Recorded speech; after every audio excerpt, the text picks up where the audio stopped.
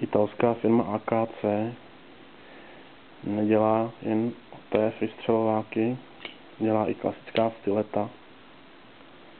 Samozřejmě víc, protože Italové styleta patří k sobě.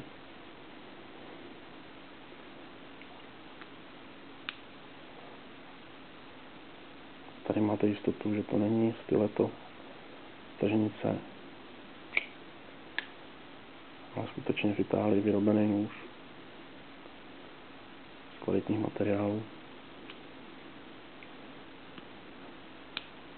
S velice pěkným designem.